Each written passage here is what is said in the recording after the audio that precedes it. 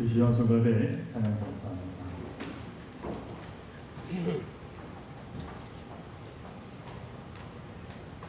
할렐루야. 한 주간 잘 보내셨습니까? 주님을 사모하여 이 자리에 나와 예배드리는 여러분 모두에게 주님의 크신 은총이 가득하기를 간절히 바랍니다. 오늘 본문으로 택한 성경 말씀은 요한복음 11장 1절부터 45절까지 있는 나사로의 소생 기적 이야기의 일부분의 말씀입니다. 요한복음을 보면은 주님은 예루살렘에 올라가시면 낮에는 예루살렘에서 활동하시다가 밤에는 이 베단이라고 하는 동네를 찾아가신 것으로 되어 있습니다. 이 베단이는 예루살렘에서 동쪽으로 약 한 2.5km, 그러니까 한 5리 정도 떨어진 곳에 있는 작은 동네입니다. 그곳에 나사로와 마르다와 마리아, 이 세 남매가 살고 있었습니다. 이 세 남매는 아마도 부모님이 일찍 세상을 떠나 서로를 의지하며 살아온 것 같습니다. 그런 그들이 주님과 아주 가깝게 교제하며 살아왔습니다. 그들을 특별히 예수님께서는 많이 사랑하셨습니다. 그런데 주님이 요단강 동편에 머무르고 계신 중에 나사로가 몹시 심한 병에 걸렸다는 전가를 받게 되었습니다. 이제까지 참으로 교제해온 정황으로 봐서는 이 전가를 받자마자 예수님은 당장 이 나사로에게 병문안을 하실 것 같습니다. 하지만 웬일인지 주님은 그곳에 이틀을 더 머무셨다고 성경은 말씀하고 있습니다. 그리고 이렇게 말씀하십니다. 11장 4절의 말씀, 예수께서 들으시고 이르시되 이 병은 죽을 병이 아니라 하나님의 영광을 위하며 하나님의 아들이 이로 말미암아 영광을 받게 하려 함이라 하시더라 라고 하는 말씀이 나옵니다. 그러니까 이 나사로가 걸린 병은 죽을 병이 아니라는 것입니다. 오히려 하나님의 영광을 드러낼 병이니 염려하지 말라 말씀하십니다. 그러나 예수님의 말씀과는 달리 나사로는 그만 죽었고 그의 시체는 이제 동굴로 만든 무덤에 안치되고 말았습니다. 그런데 오늘 이 본문을 주의 깊게 읽어보면 예수님은 의도적으로 나사로가 죽기를 기다리신 것 같습니다. 아니, 주님은 처음부터 나사로가 죽기 전에 도착하여 살리기보다는 죽은 후에 살리기로 그렇게 계획하셨다라고 하는 겁니다. 그 이유를 14절로 15절에서 이렇게 밝히고 있습니다. 이에 예수께서 밝히 이르시되 나사로가 죽었느니라. 내가 거기 있지 아니한 것을 너희를 위하여 기뻐하노니 이는 너희로 믿게 하려 함이라. 그러나 그에게로 가자 하시니 라고 하는 말씀이 기록됩니다. 그러니까 예수님은 나사로의 죽음을 의도적으로 기다리셨다는 것입니다. 그런데 그 이유는 바로 이 나사로의 죽음을 통해서 믿음에 대해 교훈하기를 원하셨다라고 하는 겁니다. 다시 말하면 마르다와 마리아와 그리고 당신의 제자들에게 믿음이 무엇인지를 가르치시기 원하셨다라고 하는 말씀입니다. 사랑하는 종교 성도 여러분, 우리에게 믿음이란 과연 무엇입니까? 저는 오늘 본문의 말씀, 주님이 나사로의 죽음을 통해서 바로 저와 여러분들에게 가르치시고자 하는 믿음이 무엇인지를 함께 아주 깊이 생각을 해보았으면 합니다. 오늘 본문 말씀을 통하여 우리가 믿음을 생각하기에 앞서 꼭 짚고 넘어가야 할 것을 만나게 됩니다. 그것은 주님이 사랑하는 사람에게도 문제는 다가온다 라고 하는 겁니다. 요한복음 11장 3절 이렇게 증언합니다. 주여 보시옵소서, 사랑하시는 자가 병들었나이다. 우리가 생각할 때 주님이 사랑하고 주님이 아끼는 사람에게는 질병이나 시험이나 시련이나 고통이 다가오지 않을 것 같습니다. 그런데 이 나사로를 통하여 그게 그렇지 않음을 보여주고 있다라고 하는 겁니다.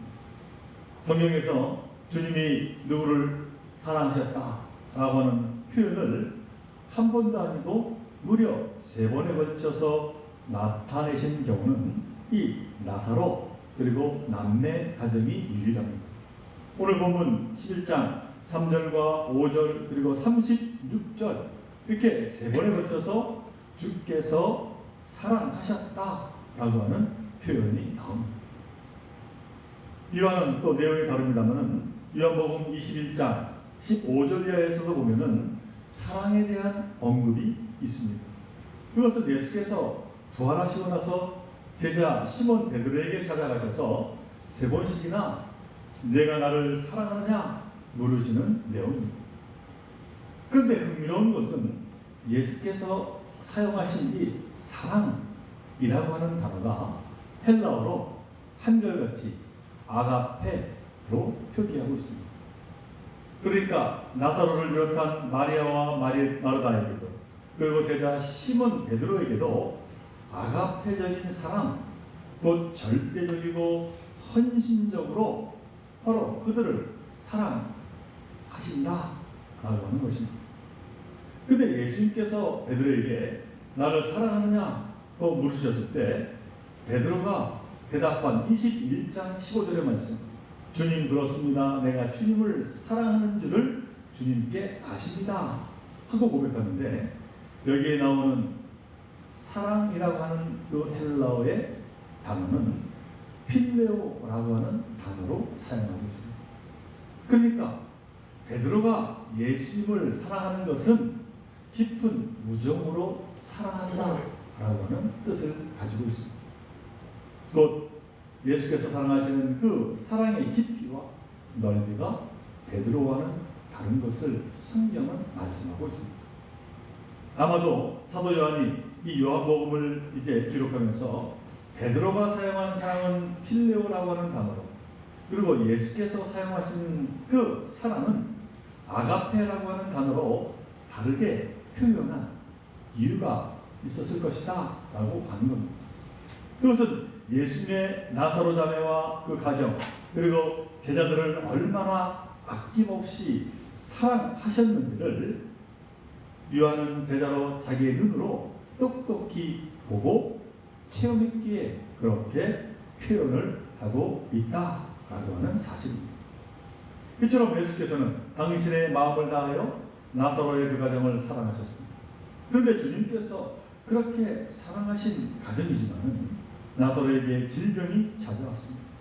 나사로는 중환병이 들었고 급기야는 죽음을 피하지 못했습니다. 3번이나 주님이 사랑하는 가정이었다고 말씀했지만은 그 가정에도 문제는 찾아왔다라고 하는 겁니다. 이렇듯 주님이 많이 사랑하는 가정일지라도 문제와 시련은 다가옵니다.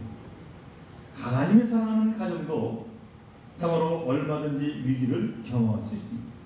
잘 되던 사업도 갑자기 어려움을 겪을 수 있습니다. 건강해 지내던 사람이 갑자기 쓰러질 수도 있습니다. 직장에서 쫓겨나기도 하고 시험에서 떨어질 수도 있습니다. 주님이 사랑한 사도 바울이었지만은 복음을 전하는 중에 바다의 위험, 강의 위험, 강도의 위험, 동족의 위험, 감옥의 위험, 생명의 위험을 경험했던 것 같이 참으로 믿음 좋은 자에게도 시련은 다 이제 오게 된다라고 하는 말씀입니다. 참으로 안타깝게도 성도의 삶에 여러 문제가 결코 비껴가지 않습니다. 그러나 신앙인과 비신앙인의 차이는 고난의 유무에 있지 않습니다. 다시 말하면 그 고난에 대처하는 자세는 전혀 다르다라고 하는 사실입니다. 한마디로 그리스도인은 고난을 통해서 자신의 믿음을 거룩하게 성숙시켜 나가는 자가 온전한 그리스도인이라고 말씀을 드릴 수가 있는 것입니다. 오늘 나사로의 이야기는 바로 이 점을 우리에게 전하고 있습니다. 오늘 말씀은 나사로의 병과 죽음이라고 하는 시련과 고난을 통해서 마리아와 마르다의 믿음이 어떻게 성장하고 성숙해야 할지를 이제 증거하고 있다라고 하는 것입니다. 먼저 본문 11장 21절로 22절의 말씀입니다. 마르다가 예수께 여짜오되 주께서 여기 계셨더라면 내 오라버니가 죽지 아니하였겠나이다. 그러나 나는 이제라도 주께서 무엇이든지 하나님께 구하시는 것을 하나님이 주실 줄을 아나이다. 참으로 심금을 울리는 마르다의 고백이 아닐 수가 없습니다. 참으로 그녀의 믿음이 돋보입니다. 여기에 주님이 함께 하시지 않아서 오라비가 죽었지만 주님이 무엇을 하시기 원하신다면 무엇이든 다 하실 수 있음을 안다는 것입니다. 그러자 예수께서는 이어서 23절에서 이렇게 말씀하십니다. 내 오라버니가 다시 살아나리라. 그러자 이에 대한 마르다의 대답이 어떠했습니까? 24절에 이렇게 기록하고 있습니다. 마지막 날 부활 때에 다시 살아날 줄을 내가 아나이다. 이 대답에 예수님께서 다시 말씀하십니다. 25절로 26절의 말씀. 나는 부활이여 생명이니 나를 믿는 자는 죽어도 살겠고 무릇 살아서 나를 믿는 자는 영원히 죽지 아니하리니 이것을 내가 믿느냐. 우리는 여기서 주목해야 할 것, 제가 오늘 말씀의 제목으로 적었습니다마는 이것을 내가 믿느냐 하는 예수님의 마지막 질문입니다. 이 질문은 현재형입니다. 더 이상 과거의 고백이나 미래의 소망이 아니라 바로 지금 현재 다시 살아날 것을 믿는 믿음이 있느냐 하고 마르다에게 묻고 계시다 하는 것입니다. 우리는 여기서 마르다의 믿음의 한계를 마주합니다. 마르다가 가진 믿음의 한계가 무엇입니까? 그것은 시간적인 한계를 가지고 있었습니다. 처음에 마르다의 믿음에는 과거의 주님만 계십니다. 주께서 여기 계셨더라면 내 오라버니가 죽지 아니하였겠나이다. 일찍 오셨다면 살아났을 것이라고 하는 아쉬움의 고백입니다. 이 대답에 대해 주님이 다시 물으십니다. 지금 현재 여기에서 오라비가 다시 살아나게 될 것을 믿느냐? 그러자 마르다는 이번에는 완전히 종말에 일어날 미래적인 일로 고백하고 마지막 날 부활 때에는 다시 살아날 줄을 내가 아나이다. 마르다가 가진 믿음의 한계는 과거와 미래에만 놓여져 있었다라고 하는 겁니다. 죽은 자를 지금도 일으키시는 주님을 믿음으로 고백하지 못하고 있는 것입니다. 주님은 이 나사로를 살리기 전에 마르다와 마리아의 믿음이 온전히 이루어지기를 원하셨습니다.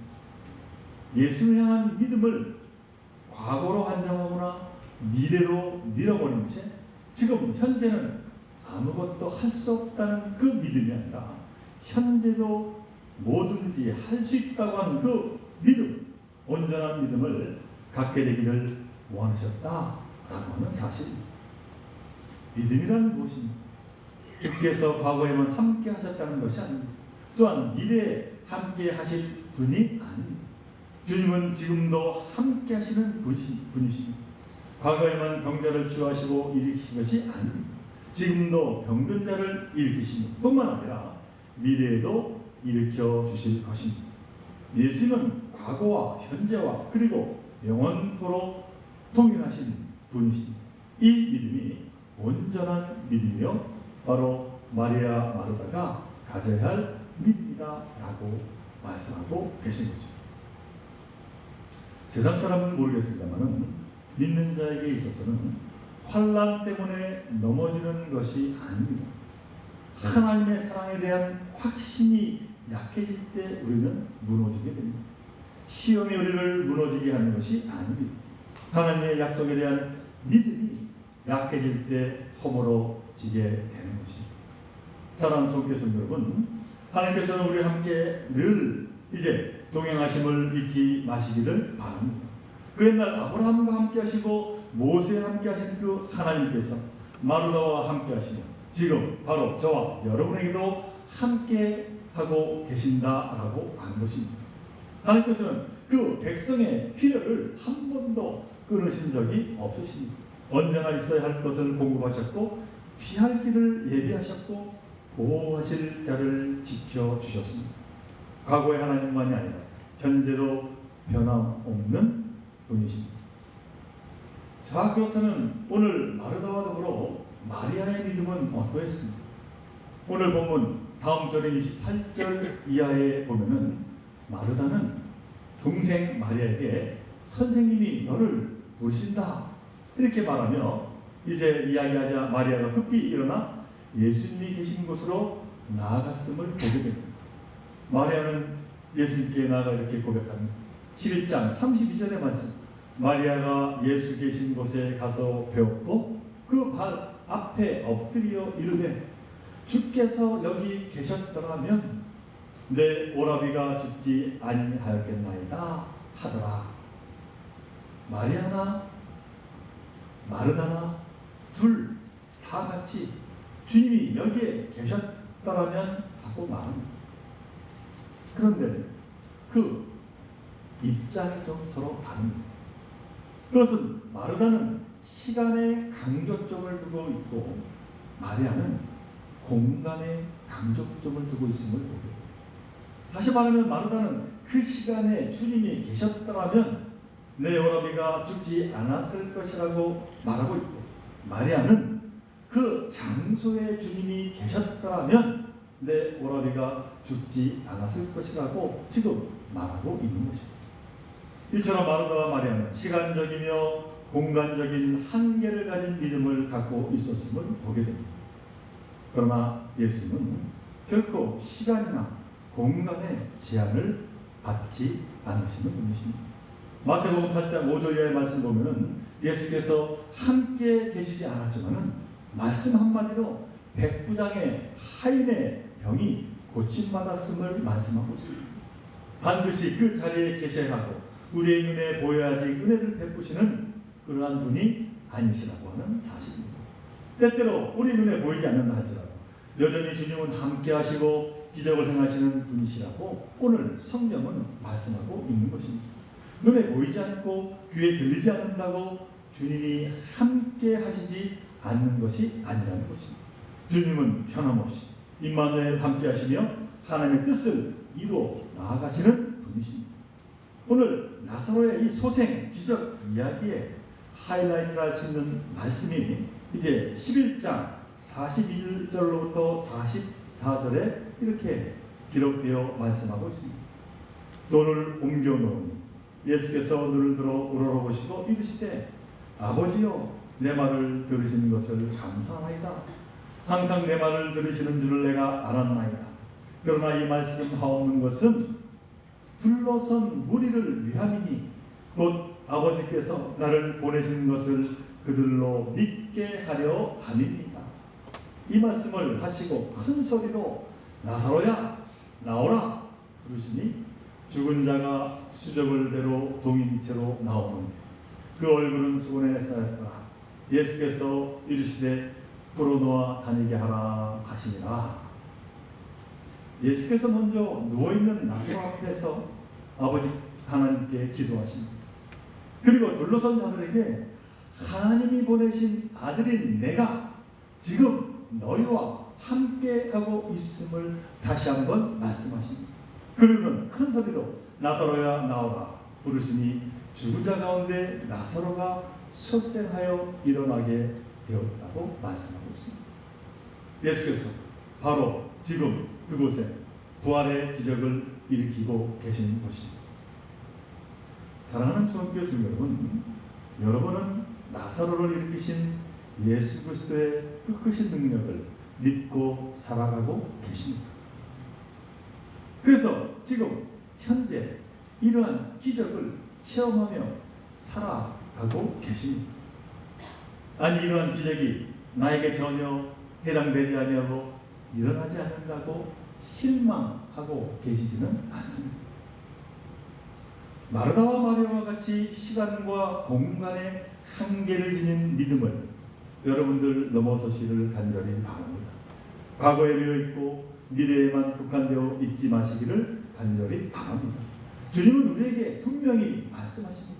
나는 부활이요 생명이니 나를 믿는 사람은 죽어도 살고 살아서 나를 믿는 사람은 영원히 죽지 아니할 것이다. 내가 이것을 믿느냐? 이 물음이 무슨 뜻입니까?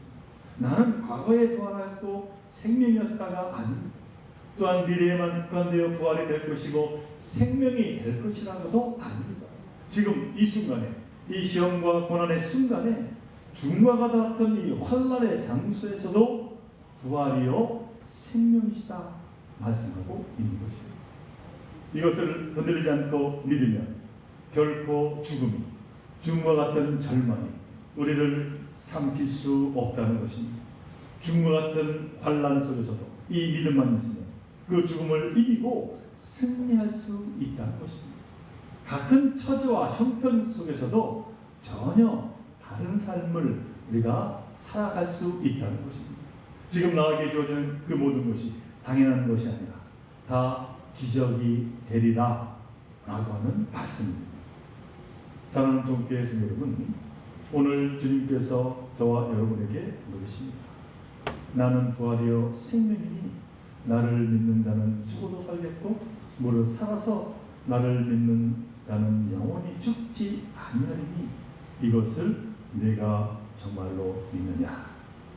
이 질문에 대해서 예, 주님 내가 믿습니다.